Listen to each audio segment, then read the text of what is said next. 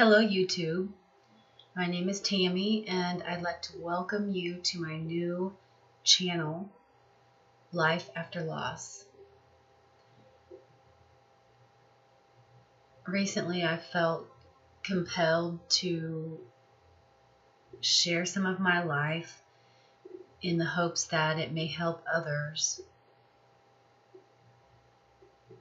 This is a very hard thing for me to do, so please bear with me. I'm hoping to interact with people that have life struggles, and appropriately so, I'd like to start with the biggest difficulty and struggle that I've had to walk in this life, which is the loss of my son. It's coming up on 10 years now. February 22nd of 2018 will be the 10-year anniversary of the death of my son. He died in a strange set of circumstances that ultimately was a car wreck, but there was a lot more to it. But I have also experienced other losses before that, and after that I experienced the loss of my nephew. Today, October 29th, 2017, is actually the anniversary of my nephew's death, the 11-year anniversary of his death. He was 16, and my son died a little over a year after that, 14 months I think it was, and he was 18. And both of them died in car accidents, basically, automobile wrecks. And my daughter had a baby after they both were gone, and she named him Brady, and he lived 12 days and he also died. We expected that Brady would die because he was born without a brain. He had the stem, but not a brain. And so they thought that he would actually die when he was delivered. She was young, she was 16, and she named him Brady after my son Brandon and my nephew Cody. And she combined those two names together and made the name Brady. So I have experienced child loss from various viewpoints. The first, of course, being the aunt who watched my sister stand over the dead body of her child. And then for the next 14 months watched her fall apart and get divorced and turn to alcohol for a while. And I felt helpless, and it was the biggest and most traumatic event I had ever been through, that my family had ever been through. And I experienced some unusual things that made me question my whole belief system. Maybe not question it. I guess a better way to say it now looking back is it made me refine my belief system. I will talk about those maybe in a future video. Today I really just want to set the tone. But after my nephew died, my son wanted to be a Marine, and he was insistent that that was what he was going to do, and I had a huge fear of that because I didn't want to see my son die, and I was scared that he was going to go out on the battlefield and never come home. And fate would have it that he made it through all of his Marine Corps trainings, came home, and was on leave for 2 weeks and died in an accident as a passenger of a person who decided that he was ready to end his life and took my son with him by driving extremely fast and for a long period of time and eventually wrecking. And my son had time to call and text from the phone or from the car saying what was going on in the car. And the driver's girlfriend was also in the car and she survived. So my feeling has always been that my son was the victim of a murder-suicide. I don't think anybody could ever convince me otherwise. But anyway, so this is what life handed us. This is what life handed my family. This is what life handed me. And I chose to try not to take the path that my sister had taken. And suffice to say, my sister came around as well, but I was very scared for her for a while. Very scared for her. And then it happened to me. And it was like deja vu. Literally like deja vu. Like, we were at the same hospital. Brandon was in the same room. And it was me now. Moving over the body of my deceased child.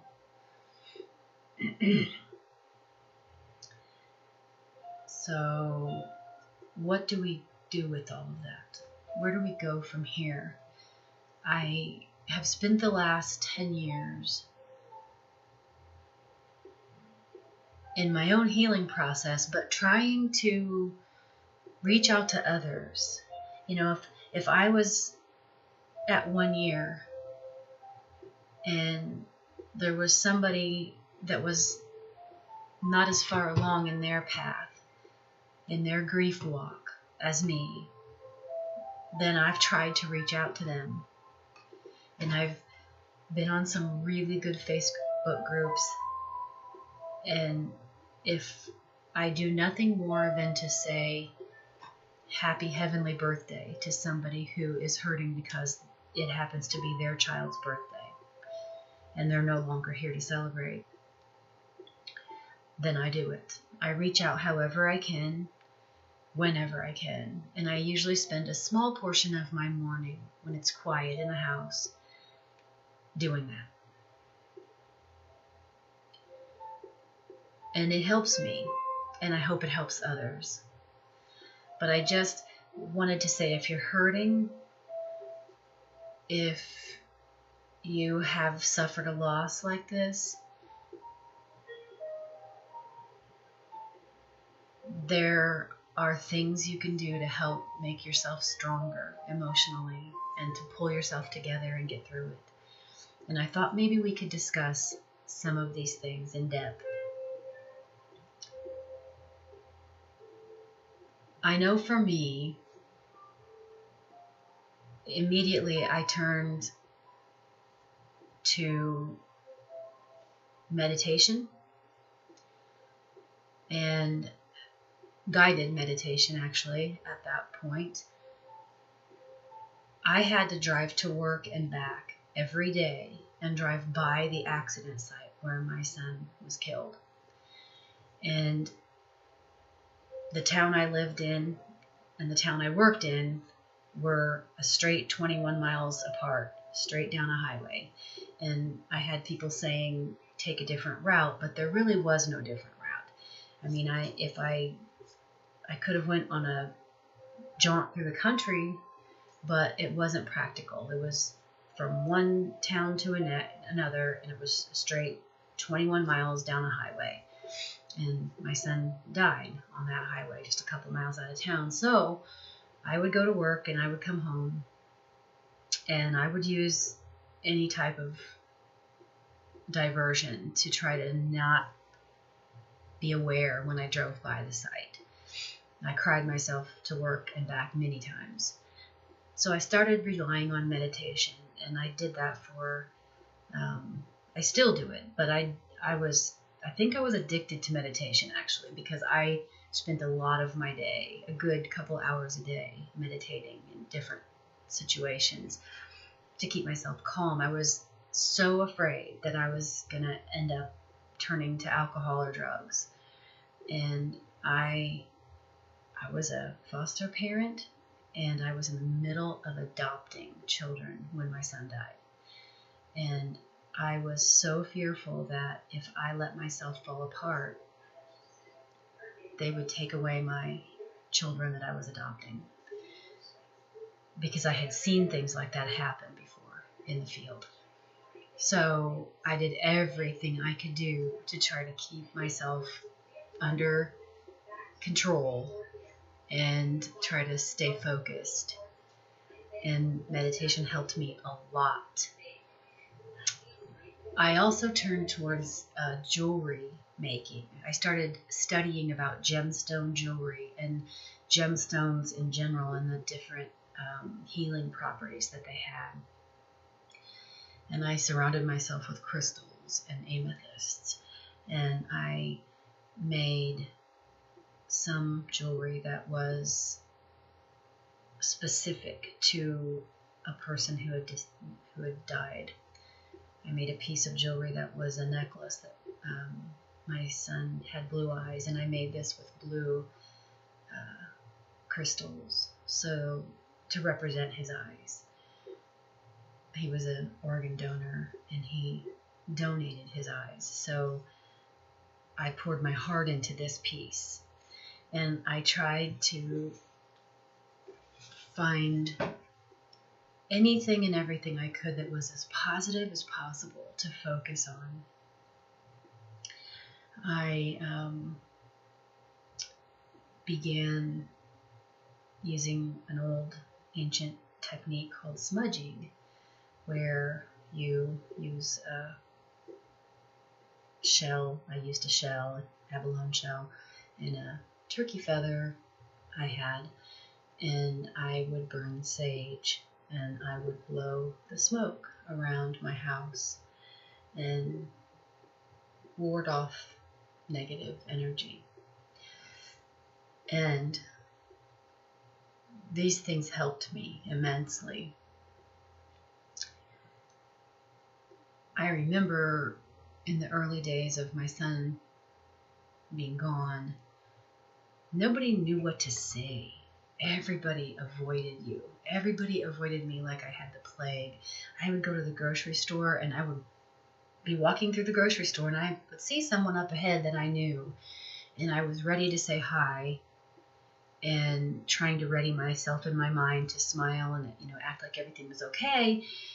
And by the time I would, be coming close to this person, they would head out a different direction. Like no one wanted to talk to me because they did not know what to say.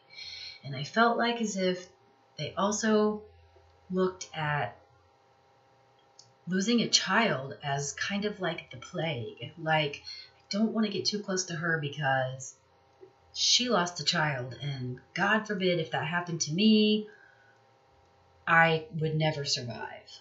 So they would just avoid you rather than say anything to comfort you or hug you or reach out. Now, I don't mean everyone was that way. There were people that were very close to me that were brave, and they didn't care. They would just hug me. But I've had a lot of time to reflect on, how awkward that feels to people. And if there was any advice I could give, what would it be? And I would say that every person grieves differently. So just the fact that somebody is smiling, for instance, I heard about a situation this morning where a young woman had just lost her baby just a month ago, and she took her other children out somewhere and celebrated Halloween, and she had posted a couple pictures on her Facebook where she was smiling, and someone had the audacity to say that she was smiling way too much for someone who had just lost a child. And so I would say to that we have to continue on, and we have to give ourselves permission to smile, to experience joy, because it isn't easy. So we are forcing ourselves to do that. And I had the privilege of speaking with this young woman directly within days after her child died. And she said to me something that I remembered feeling very, very vividly. She said, "I'm no longer afraid to die." And she started to cry, and she said, "Because I know that I could be with my son then." And I remember feeling that way. I remember it so vividly. You all of a sudden, the barrier between this world and the next world has been shaken. And before, it's a place that you're thinking you're going to go sometime, but you never ever really believe it's going to happen. You know, it's so far off in the future, it's not real to you. And when your child dies and goes to this other place, and whatever belief you have on it, whether you just think it's heaven and that's it, or the universe, or whatever it is, if you think your child's spirit or energy still exists wherever that is, it's easier for you to think about going there too. And I knew that's what she meant. So if you have lost a child, I wish I could tell you it gets easier. Almost 10 years, still cry at least once a week. Tear up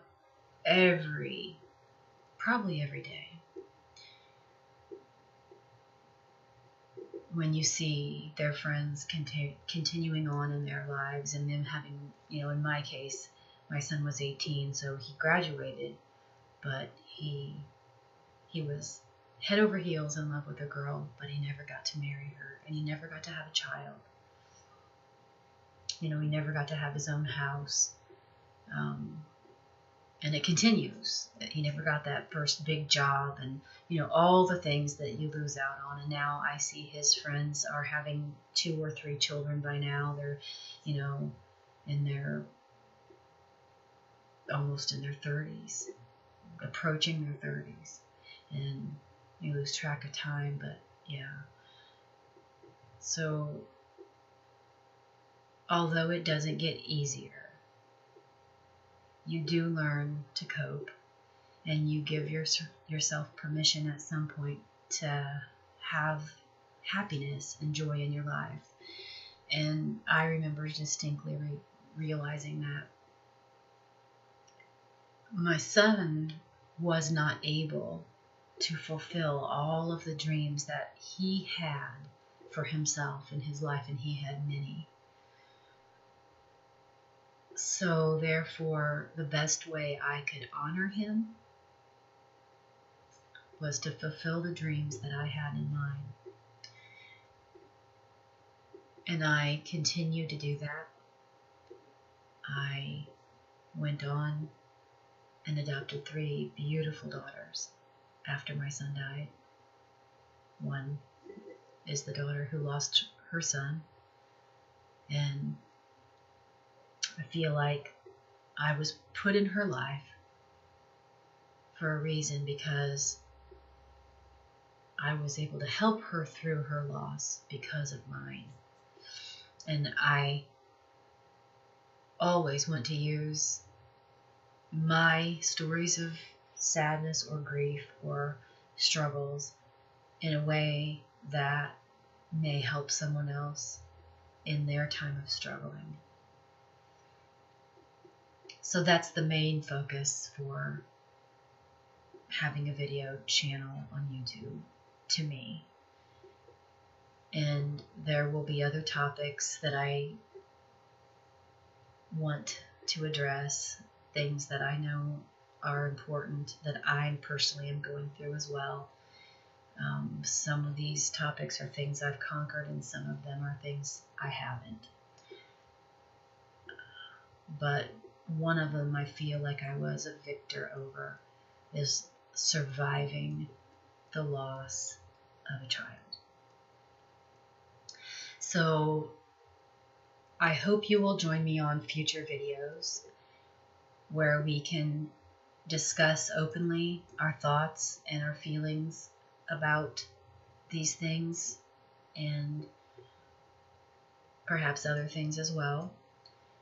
And I wish you all a wonderful day,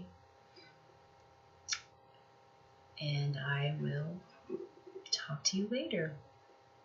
Namaste.